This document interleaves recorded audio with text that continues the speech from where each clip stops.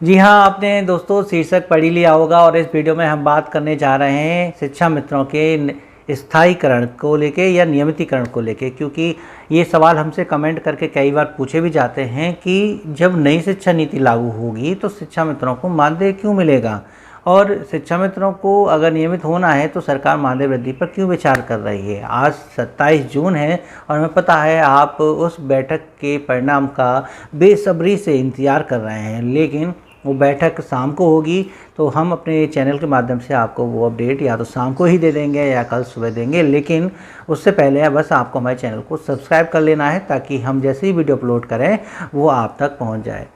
और बेसिक शिक्षा में से जुड़ी अपडेट हम आपको देते ही रहते हैं। और इस वीडियो का जो शीर्षक है कि शिक्षा मित्रों के स्थायीकरण को लेके क्या संभावना बन सकती है या वो कैसे नियमित किए जा सकते हैं, ये जो है मेरे व्यक्तिगत विचार है, मैं आपको बताना चाहता हूँ, जो शायद मैंने एक बार पहले भी आपको बताया है कि शायद आगे अगर ऐसी व्यवस्था होती है तो जो शिक्षा मित्र टेट पास हैं या नॉन टेट पास हैं दोनों के लिए फ़ायदा हो सकता है।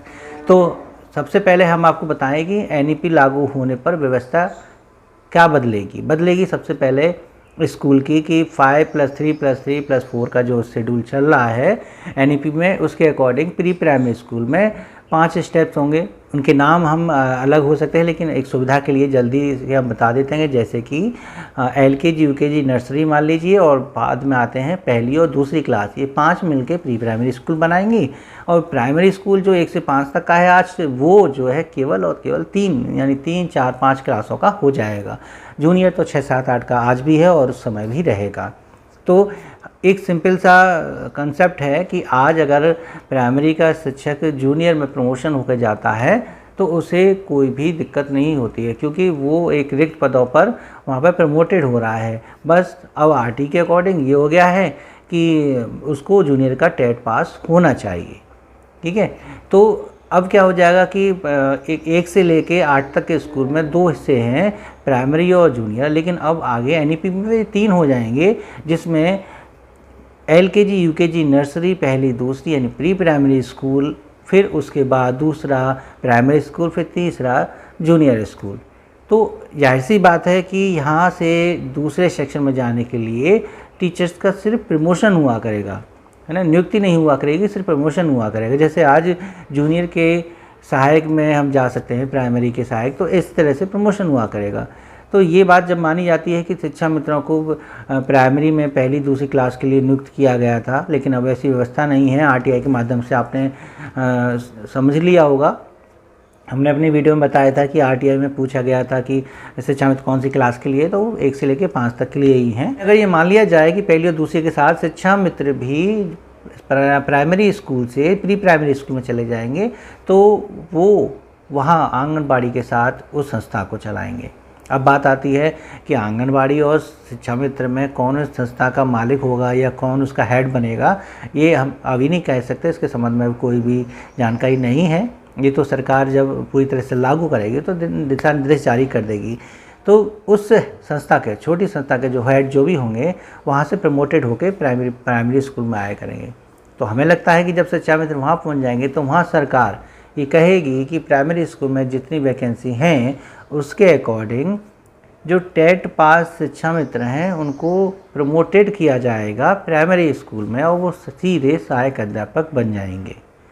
और जो शिक्षा मित्र टेट पास नहीं हैं वो उसी प्री प्राइमरी स्कूल में पढ़ाते रहेंगे तब तक जब तक वो टेट पास नहीं हो जाते हैं, और जैसे जैसे टेट पास होते जाएंगे वो प्रमोशन के लिए एप्लीकेबल यानी एलिजिबल हो जाएंगे। तो या इसमें तो नहीं हमें लगता है कि कोई समस्या आनी चाहिए, और लेकिन ये व्यवस्था होने में काफ़ी समय लगेगा, इसलिए सरकार मानदेय भी देती रहेगी। जैसे पूछते हैं कमेंट करके कि मानदेय क्यों होगा जब नई शिक्षा नीति लागू होगी, और जैसा आप जानते हैं कि प्री प्राइमरी स्कूल में आंगनबाड़ी और शिक्षा मित्र अगर दोनों ही रहेंगे तो दोनों को मानदेय ही दिया जाएगा, चाहे उसका नाम कुछ भी रखें। लेकिन अगर वेतन दिया जाएगा तो केवल शिक्षा मित्र नहीं होंगे, फिर आंगनबाड़ियों को भी सरकार वेतन देगी अगर यही बात है। लेकिन यहाँ ये बात ध्यान रखने वाली बात है खासकर कि जैसे ही शिक्षा मित्र प्री प्राइमरी स्कूल में जाएंगे तो वो प्राइमरी स्कूल में जाके प्रमोटेड होकर सहायक अध्यापक बन जाएंगे। ये व्यवस्था हमें लगती है कि ऐसा हो सकता है, और ऐसा कोई नहीं है कि कोई एक आदेश आएगा कि शिक्षा मित्रों को सीधे सहायक अध्यापक बना देंगे। भर्ती निकलने की बात आ रही है कि 51,000 पदों पर भर्ती होगी, तो उसमें भारांक की बात है कि कोर्ट ने एक बार और कहा था कि एक बार मौका और दे दिए भर्ती में, तो हो सकता है कि शिक्षा मित्रों को भारांक का लाभ दे दिया जाए। लेकिन सहायक अध्यापक बनने के लिए जो हम प्रमोशन वाले चरण को अपनाने की बात कर रहे हैं, शायद आई थिंक कि वो सबसे बेहतर रहेगा, और उसमें ना तो कोई कोर्ट केस पड़ेगा, ना ही कोई इसमें जो है कानूनी परेशानी आएगी सामने। क्योंकि जैसे जूनियर में डायरेक्ट भर्ती होती है और प्राइमरी से भी शिक्षक जूनियर में जाते हैं, तो वो दोनों ही एक दूसरे के साथ वह सामंजस्य बनाए हुए हैं। ऐसे ही प्री प्राइमरी से प्राइमरी में जाया करेंगे और प्राइमरी की भी भर्तियाँ हुआ करेंगी। यही क्रम अगर आगे चलते रहेंगे तो शिक्षा मित्र जल्द ही सभी सहायक अध्यापक बन जाएंगे जो टेट पास हैं, और जो नहीं होंगे वो भी एक अच्छा मानदेय या वेतनमान पाके सेवानिवृत्त हो जाएंगे। और देखिए, इसमें कई सवाल आते हैं बीच में। पहला सवाल ये आता है कि जब 1 से लेकर 5 तक टेट कंपलसरी है आरटी के अनुसार, तो क्या एलकेजी यूकेजी नर्सरी पढ़ाने के लिए भी टेट कंपलसरी होगा? जबकि उसके लिए तो एनटीटी कोर्स पहले से मौजूद है।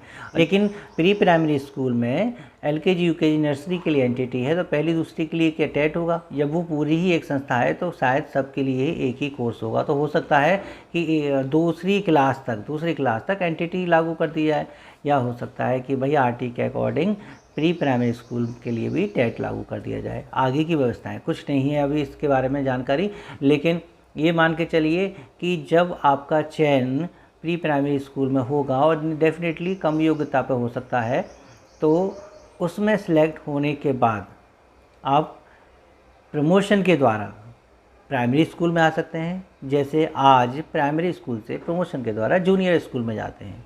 तो हमें ये संभावना सबसे ज़्यादा लगती है कि यदि शिक्षा मित्रों का समायोजन प्री प्राइमरी स्कूल में सरकार एक झटके में करती है और कहती है कि तुम्हें पहली दूसरी के साथ ही प्री प्राइमरी स्कूल संभालना है, तो पढ़ाइए, वेट कीजिए, इंतज़ार कीजिए।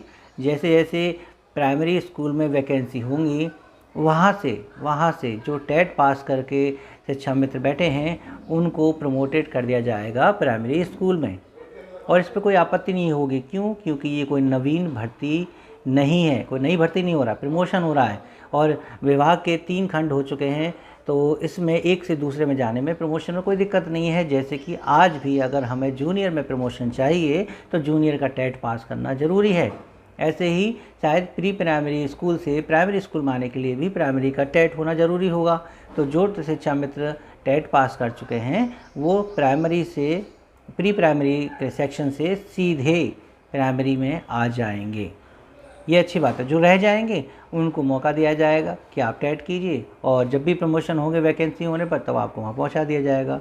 भर्ती निचले स्तर से शुरू हो सकती हैं कि प्री प्राइमरी स्कूल में भर्ती हुआ करेंगी, और फिर आगे वो बड़ा करेंगी। फिर प्राथमिक शिक्षक की भर्ती हुआ करेगी, फिर वो जूनियर में आगे बढ़ेगी। तो आज दोस्तों इस वीडियो में यही बस हमारा विचार था, और उम्मीद है कि आपको अच्छा भी लगा हो। अगर लगा है तो नीचे कमेंट करके ज़रूर बताइएगा, वीडियो लाइक ज़रूर कीजिएगा, और चैनल को सब्सक्राइब करना तो आप नहीं भूलेंगे, हमें पता है। तो मिलते हैं आपसे 27 जून की बैठक के अपडेट के साथ अगली वीडियो में। तब तक के लिए नमस्कार, जय हिंद।